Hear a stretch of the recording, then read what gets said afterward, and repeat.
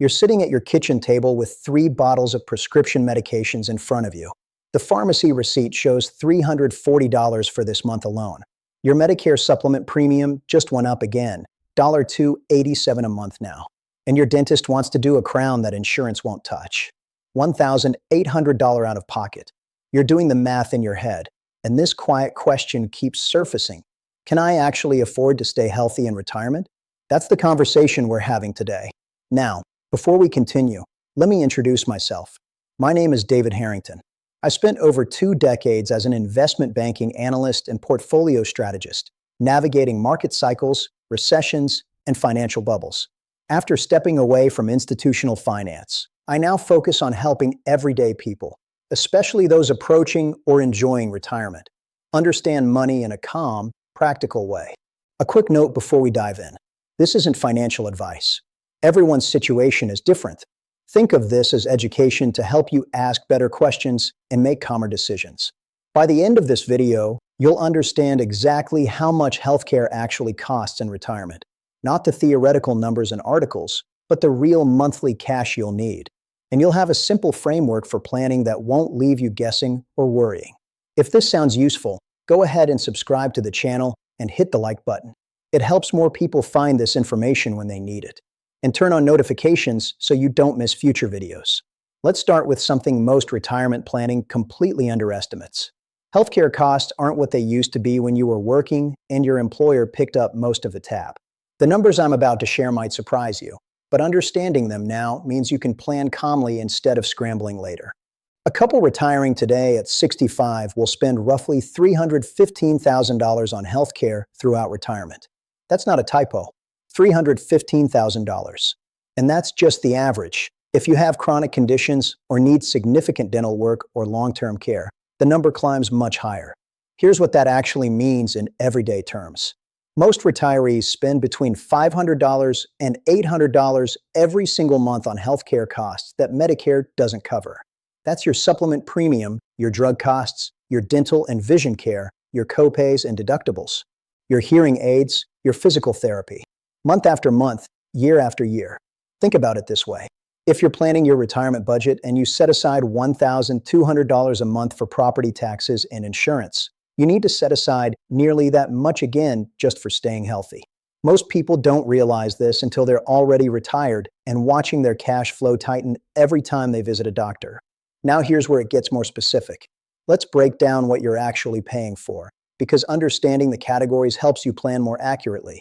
Your Medicare Part B premium comes right out of your Social Security check.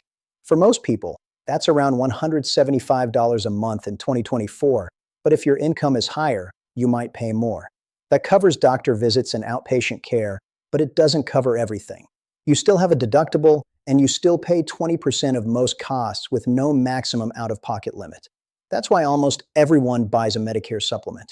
A good Medicare supplement plan costs between $150 and $300 a month, depending on where you live and which plan you choose. This is the insurance that covers what original Medicare doesn't, those deductibles, and that 20% you'd otherwise pay yourself. Without it, one hospital stay could cost you $15,000 or more out of pocket. Then there's Part D for prescriptions. That's another $30 to $80 a month for the premium, plus whatever you pay at the pharmacy based on your plan's formulary and which tier your medications fall into. If you take multiple medications, especially brand name drugs, you could easily spend $200 to $400 a month total on prescriptions, even with coverage. And here's what most people forget completely. Medicare doesn't cover dental, vision, or hearing at all. A routine dental cleaning and exam might run $150 to $200 twice a year. But if you need a crown, that's $1,500 to $2,000. Need a bridge or implant? You're looking at several $1,000s. New glasses every couple years, another few hundred. Hearing aids can cost $2,000 to $6,000 per pair, and most people need them replaced every 5 to 7 years. You might be wondering how this compares to what you paid when you were working. Here's the honest truth. It's almost always more. When you had employer-sponsored insurance, your company was probably paying 70% to 80% of the premium. You saw the deductible and copays, but you didn't see the full cost. Now you're paying all of it yourself, and the sticker shock catches people off guard. This connects to something even more important. Your healthcare costs in retirement aren't fixed, they rise as you age. Someone who's 65 and spending $650 a month on healthcare will likely be spending $900 to $1,000 a month by age 75, and even more by 85. Your body needs more care as you get older. More specialist visits, more medications, more procedures, more physical therapy. Think about it this way. In your first year of retirement, healthcare might be 15% of your spending. By your mid-70s, it could be 25% or more. By your 80s, if you need home health aides or assisted living, healthcare and health-related costs could consume 40% to 60% of your income. This isn't meant to scare you. It's meant to help you plan realistically. Now here's what I learned after working with hundreds of retirees. The people who sleep well at night are the ones who built their healthcare costs into their budget from day one. They didn't hope these costs would stay low. They didn't assume Medicare would cover everything. They looked at the actual numbers and planned accordingly. Let me show you what this planning actually looks like. You need 3 separate pots of money thinking about healthcare and retirement. First, your monthly healthcare budget. This is the $500 to $800 a month I mentioned earlier. This money needs to come from your regular retirement income, Social Security, pension, withdrawals from savings, whatever your income sources are. This is an optional spending you can skip. This is as essential as your mortgage or rent used to be. Second, your healthcare emergency fund. This is separate from your general emergency fund. You want $5,000 to $10,000 set aside specifically for unexpected medical costs.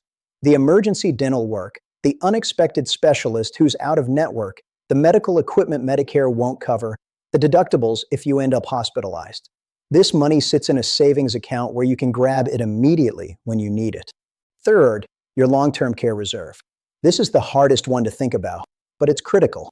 Long-term care, whether that's home health aides, assisted living, or nursing care, costs anywhere from $4,000 to $10,000 a month, depending on where you live and what level of care you need. Medicare covers almost none of this. Medicaid only kicks in after you've spent down most of your assets. Some people buy long-term care insurance to cover this risk. The premiums are expensive, often $3,000 to $6,000 a year, and the policies are complicated. Other people self-insure by making sure they have significant savings they can tap if needed. There's no one right answer, but you need to have an answer. Ignoring this piece is how people end up draining their entire life savings in 18 months. You're probably thinking this sounds overwhelming. Here's what makes it manageable.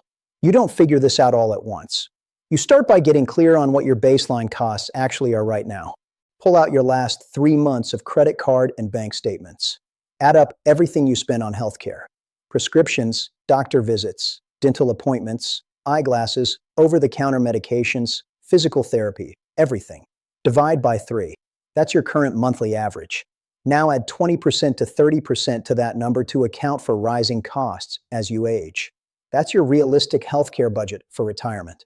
If that number makes you uncomfortable, you're not alone. Most people are shocked when they actually calculate it. But here's the thing. Knowing the real number is better than guessing too low and running out of money later. This brings us to the practical question everyone asks. What if you can't afford these costs? What if the math doesn't work? Let me be direct. If your retirement income can't cover your basic living expenses plus realistic healthcare costs, you have 3 choices. You can work longer to build up more savings and delay healthcare costs. You can reduce your other spending to make room for healthcare in your budget. Or you can plan to rely on Medicaid eventually, which means spending down your assets and accepting the limitations that come with that. None of these options feel great, but pretending the costs aren't real doesn't make them go away. It just means you'll face a crisis later instead of making calm decisions now. And if you're retiring before 65, before you're eligible for Medicare, healthcare costs get even more complicated. You're looking at Marketplace Insurance or COBRA, and the premiums can easily run $800 to $1,500 a month for an individual, even more for a couple. If you're planning to retire at 62, you need 3 years of expensive health insurance before Medicare kicks in. That's $30,000 to $50,000 just in premiums, not counting deductibles and out-of-pocket costs. Let's talk about something most retirement planning ignores completely. Your health in retirement isn't just about costs, it's about quality of life. The people who skimp on healthcare to save money often end up with worse health outcomes, which eventually costs more and reduces their enjoyment of retirement. Skipping medications because they're expensive means chronic conditions get worse. Avoiding the dentist because of the cost means small problems become big problems. Not getting hearing aids because of the price means social isolation and cognitive decline. These aren't just healthcare decisions. They're decisions about how you'll live the next 20 or 30 years. Think about it this way. You spent 40 years working so you could enjoy retirement. If you can't afford to stay healthy enough to actually enjoy it, what was the point? Healthcare isn't an expense you want to minimize at all costs. It's an investment in having the retirement you planned for. Now let's look at some specific strategies that can help you manage these costs more effectively. These aren't magic solutions that make healthcare cheap, but they can help you get more value for what you're spending.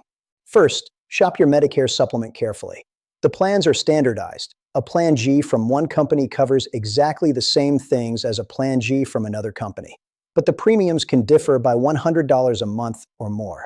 You can switch Medicare supplement plans anytime without medical underwriting as long as you're within your first 6 months of Medicare Part B.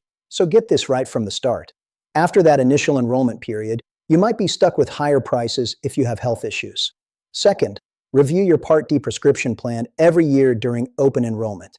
Your medications might have moved to different tiers. New plans might have entered your area, with better coverage for your specific drugs, or your current plan might have raised prices. 15 minutes of comparison shopping can save you $500 to $1,000 a year.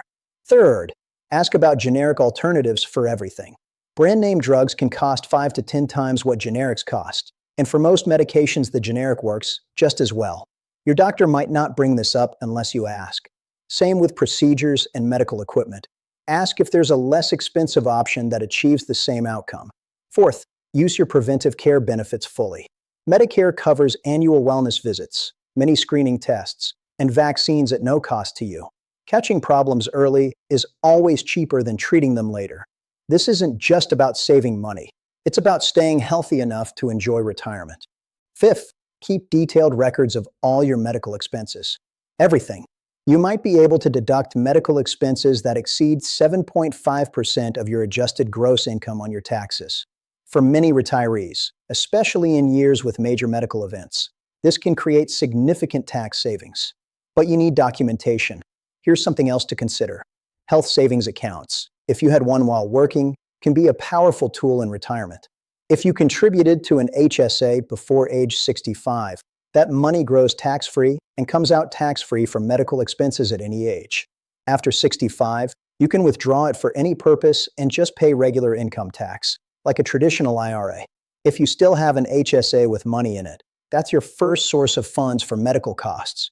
Use it before tapping other retirement accounts. If you're 62 and thinking about retiring, remember you're looking at 3 years of expensive marketplace insurance before Medicare starts. If your employer insurance is decent, staying until 65 can save you $40,000 to $60,000 in premiums alone. That's not counting the additional retirement savings you can build during those 3 years. But here's the other side. If your health is declining and working is making it worse, retiring earlier might be worth the cost. If you've got the savings to cover those bridge years to Medicare, and your health and happiness will improve by leaving work, that's a legitimate choice. Not everything is about optimizing the math. The average person will need some form of long-term care during their lifetime. Maybe it's just a few months of home health assistance after a surgery. Maybe it's a year in assisted living. Maybe it's several years in a nursing home. The length varies, but the costs are staggering. Let me put this in terms that show why it matters so much. If you have $500,000 saved for retirement and you need 2 years of nursing care at $10,000 a month, that's $240,000. Nearly half your life savings gone. What you have left needs to support you for potentially another 10 or 20 years. This is why long-term care planning can't be an afterthought. You have a few options, and none of them are perfect. Traditional long-term care insurance policies pay benefits if you need care, but the premiums are expensive and they can increase over time. Many people who bought policies 20 years ago have seen their premiums double or triple. Some companies have stopped offering new policies entirely. And if you develop health issues, you might not qualify for coverage at all. Hybrid policies that combine life insurance with long-term care benefits have become more popular. You pay a lump sum or annual premiums, and if you need care, the policy pays benefits. If you never need care, your beneficiaries get a death benefit. These are more predictable than traditional policies, but they're also expensive upfront. Or you self-insure. You keep enough liquid assets that you could pay for care if needed without destroying your retirement plan. For most people, this means having at least $300,000 to $500,000 in accessible savings beyond what you need for regular living expenses. Most people don't have that much. Here's what I tell people. Start this conversation in your early 60s at the latest. Look at long-term care insurance while you're still healthy enough to qualify. Get quotes, understand what coverage actually costs, and make a decision based on your specific financial situation and family health history. Don't wait until you're 72 and already showing signs of cognitive decline. By then, it's too late for insurance and your options are limited. Let's come back to something more immediate. The psychological side of healthcare costs in retirement. This isn't just about the money.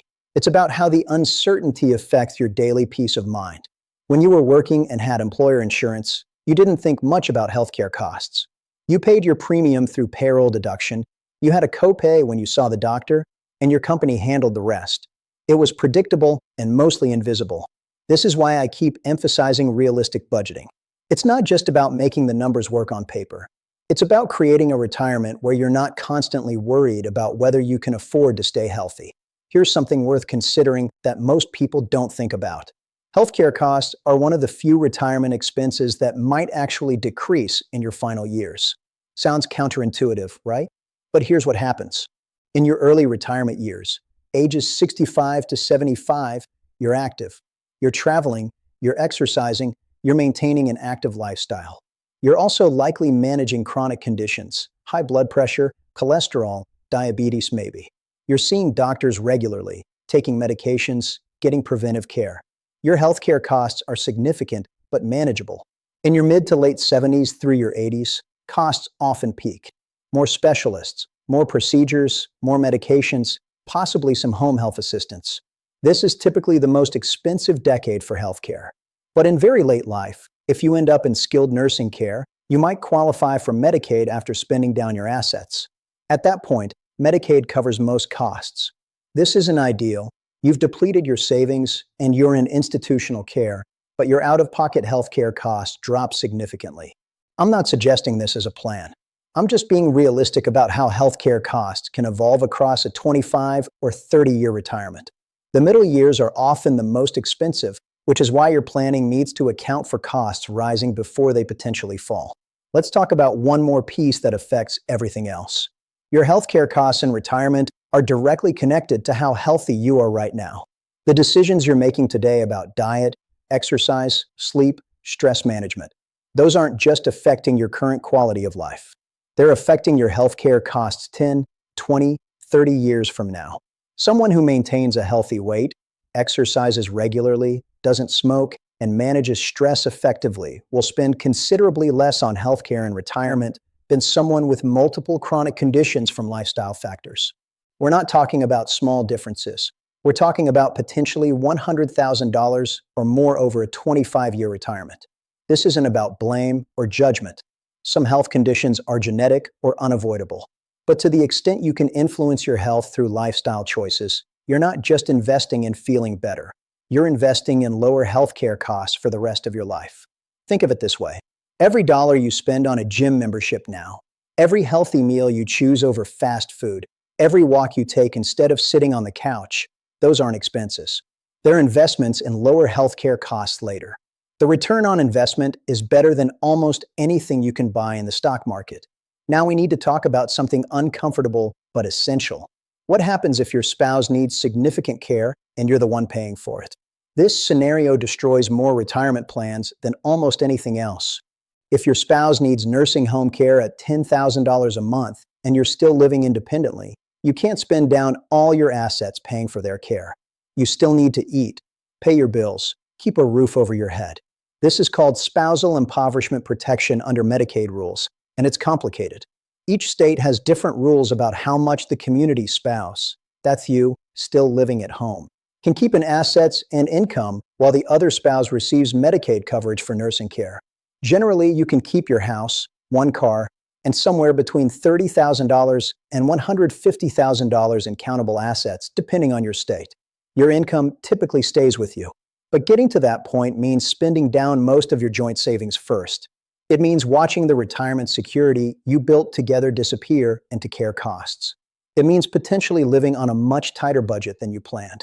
This is another reason long-term care planning matters so much. If one spouse needs care, having insurance or sufficient savings means the other spouse's financial security isn't destroyed. Without either, you're looking at some very difficult choices. Let me bring this back to something practical and immediate. Here's what you need to do in the next 30 days if you're approaching retirement or already retired. First, calculate your actual monthly healthcare spending for the last year. Not what you think it should be, what it actually was. Every prescription, every copay, every dental bill, every pair of glasses, everything. This is your baseline. Second, research Medicare supplement plans in your area. Even if you're not 65 yet, understanding what coverage costs and what it covers helps you plan accurately. Get actual quotes based on your zip code. Third, list your prescriptions and check coverage under different Part D plans. Go to Medicare.gov, use their Plan Finder tool, enter your medications, and see what your total cost would be under different plans. This takes 20 minutes and can save you thousands. Fourth, have an honest conversation with your spouse or partner about long-term care. What would you do if one of you needed extended care? Do you have insurance? Do you have savings? Do you need to buy coverage? This conversation is uncomfortable, but having it now is better than facing a crisis later. Fifth, talk to your financial advisor about how healthcare costs fit into your overall retirement plan. If they're not building realistic healthcare projections into your plan, they're not serving you well. Your plan should show healthcare as a specific line item that increases over time, not lumped into generic living expenses. Here's what this all comes down to. Healthcare costs in retirement are real, substantial, and unavoidable. You can't wish them away, you can't assume they'll be less than they are, and you can't pretend Medicare covers everything. But here's what you can do. You can look at the actual numbers. You can build them into your budget. You can plan for the costs you can predict and create reserves for the ones you can't. You can make decisions now that improve your health and reduce costs later. And you can have the conversations and make the choices that protect both your health and your financial security. The people who struggle most in retirement aren't usually the ones with the least money. They're the ones who didn't plan realistically for what things actually cost. The ones who thought healthcare would somehow be cheaper than it is. The ones who avoided uncomfortable conversations until crisis forced them. You don't have to be one of those people. You can start today. Look at the numbers. Make the calls. Have the conversations. Build the plan. Your future self is counting on you to face this clearly and prepare appropriately. Healthcare costs in retirement are significant, but they're manageable if you plan for them honestly. You've handled harder things in your life. You can handle this too. Start with understanding the real costs. Then build a plan that lets you stay healthy, maintain your independence, and enjoy the retirement you've earned.